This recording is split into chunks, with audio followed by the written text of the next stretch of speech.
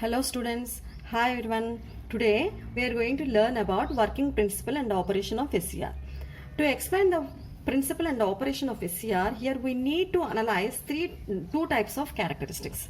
One is static VI characteristics of SCR, and second one is dynamic characteristics of SCR. One is static VI characteristics of SCR, second one is dynamic characteristics of SCR.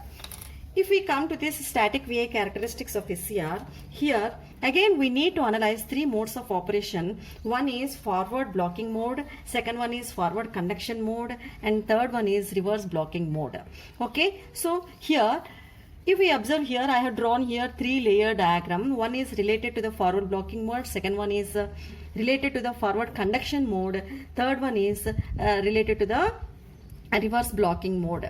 Okay, so here why we are calling it is as forward blocking mode means even we are giving the forward voltage supply across this anode to cathode, between anode to cathode, it is forward biased, but it is still in off condition. So whenever it is in off condition, this is called as blocking mode.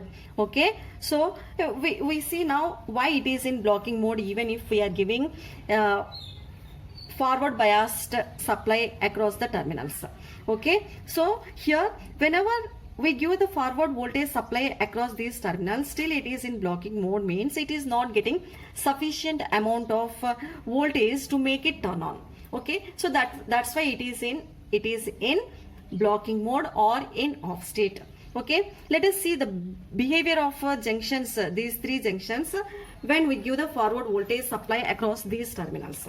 So here we can say these are upper layers, pink colored layers are called the positive layer, P layers. So here whenever positive terminal, positive voltage supply is giving to this P layer, this gets forward biased, and because of this negative terminal supply, negative supply to this N layer, this bottom layer N layer also forward biased. Therefore because of these two layers, upper P layer and bottom N layer, J1 and J3 gets forward biased.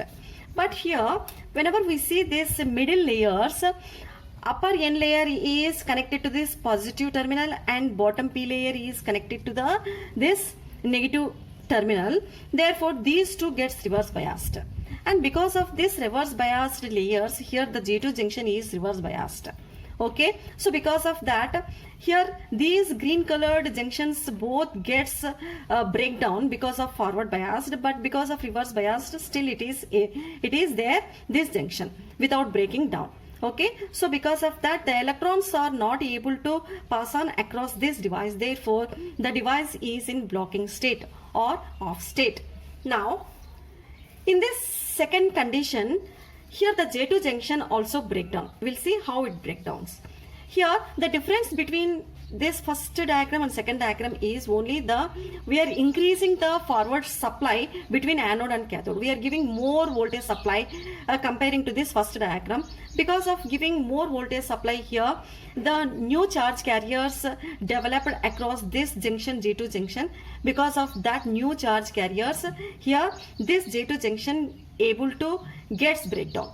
So whenever this also gets breakdown, then these two already break down. So because of this breakdown, here three junctions becomes breakdown. Because of that, entire electrons pass on across this device. So whenever the charge carriers are passed across this device, then it comes into the conduction state.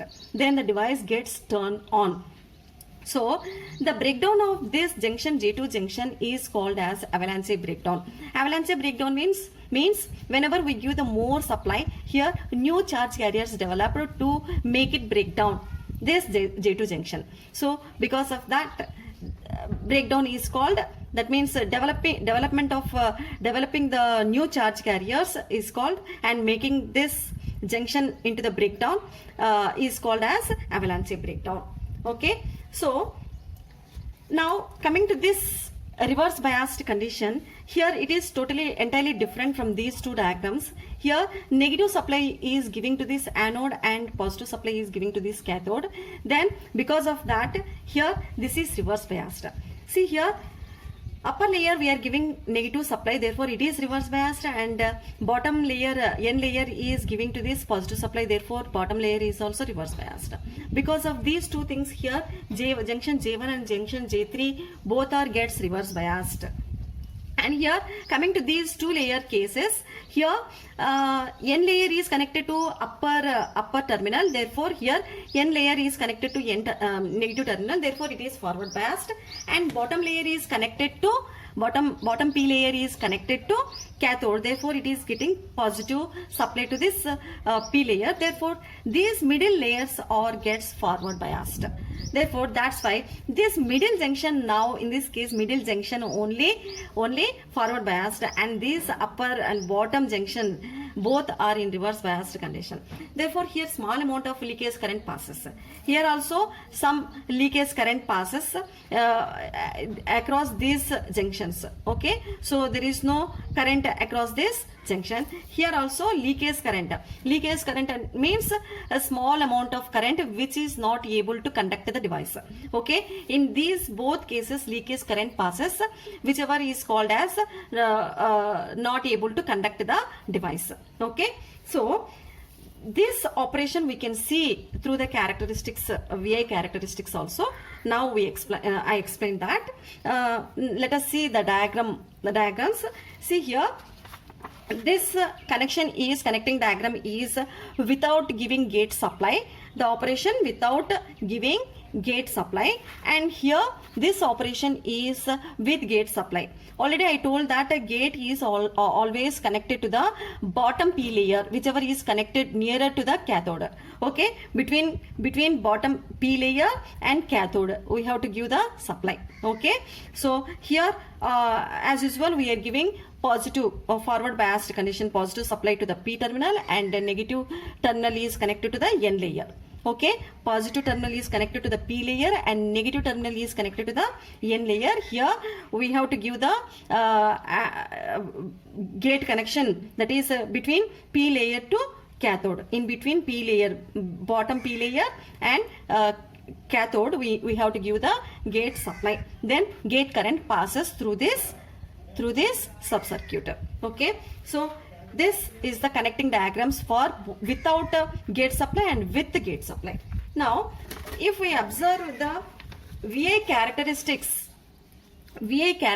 of SCR, see here, this is the connecting diagram. Here SCR has the two terminals, and gate is gate supply. Here I am giving it is gate circuit between this gate terminal and cathode, and this is the load, and this is the resistance. Okay, variable resistance. Now this is represents voltage across anode to cathode. Okay, so let us see the characteristics. Okay, if we observe here, this orange color part is nothing but first mode, that is called as forward blocking mode. During forward blocking mode, I already explained in this layer diagram. During forward blocking mode, here because of not breakdown of this J2 junction, here some leakage current will be there because of this breakdown, these two junctions, J1 and J3 junctions breakdown. Okay, so only here J1 junction breakdown and J3 junction breakdown, because of that some amount of the current is passed. That current is called leakage current, whichever is not able to conduct the device. That I am showing here. Okay, so this orange color part is called as leakage current during forward blocking mode. And here without gate current, without giving gate current, see here without giving gate current, just I increased voltage. See here I increased voltage up to VBO. VBO means maximum voltage. VBO means maximum voltage. That voltage is called as breakover voltage. Whenever we give the breakover voltage across anode and cathode, then it conducts. That means suddenly it falls down the voltage, and the current rises like this. Okay, so whenever the current rises like this, because of this breakover voltage, that rising current, because of that rising current, here the device gets conducts. Okay, so that condition is called as forward conduction mode. Okay, so here because of avalanche breakdown, all the junctions gets breakdown, and here the middle junction breakdown due to the avalanche breakdown, and because of forward biased voltage, here these two junctions gets breakdown. So totally because of giving more voltage supply, here three junctions gets breakdown, and the required amount of current passes through the device to get conducts. Okay, so therefore here it is the maximum amount of in amperes will be there current. So that conduction state is called as forward conduction state. So here coming to the third conduction state, in this state, here these upper junction and bottom junction J1 and J3 both are in reverse biased. Because of that, some leakage current passes. No, that leakage current we represent here in this reverse direction. Here in this reverse direction, no, so reverse voltage minus VA, no. So here we are representing this amount. This gap is called as a reverse leakage current. Very small amount of the current, which will be in microamps. So which is not able to conduct the device. Okay, so still if we increase the more reverse voltage across the anode and cathode, then the more large amount of the current passes, negative current passes across the device, but it is more dangerous to the device. Immediately device gets damaged. So this condition is very more dangerous to the device. We should not give, or we should not increase the negative supply across the device. So these are the three states I represented here. Forward blocking state. In forward blocking state, only leakage current is there. In forward current state, the voltage gets dropped, minimized here, and immediately the anode current increased. At that condition, it is called as forward conduction state. And coming to this reverse blocking state, here only the leakage current passes. Because of J2 junction, because J2 junction only forward biased in this reverse biased condition, that leakage current is representing here, and this is called very most dangerous condition. When if more reverse biased voltage increased, then the maximum current passes, reverse current passes through the device. This reverse current damages the device. And here, if we observe here, these lines, blue lines, are called as gate currents. See here, whenever to decrease the breakover voltage, maximum amount of voltage harms the device. Whenever we give the supply voltage maximum, it harms the device. Therefore, to increase the durability of the device and protect the device, we have to give the gate supply.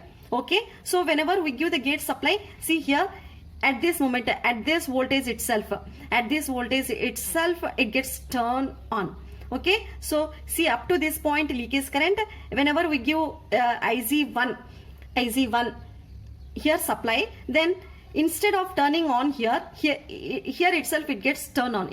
At this point itself it goes to the lower voltage, and then it gets increased the anode current. If we increased more gate current, here itself, see here, for this amount of voltage, very less amount of voltage itself, it gets turned on. If we increase more gate current, more gate supply or gate current, here itself it gets turned on. These are different types of characteristics at various levels of gate currents.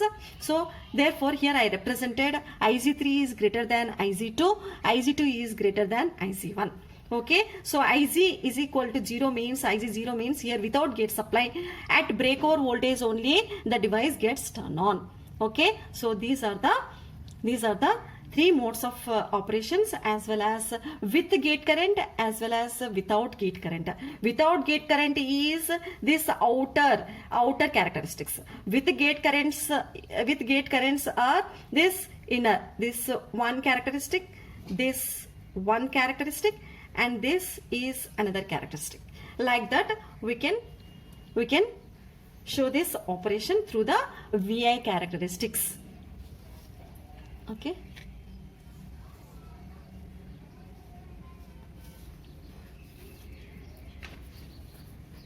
Let us see.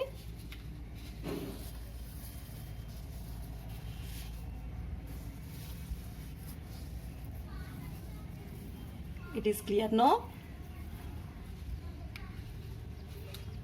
Thank you.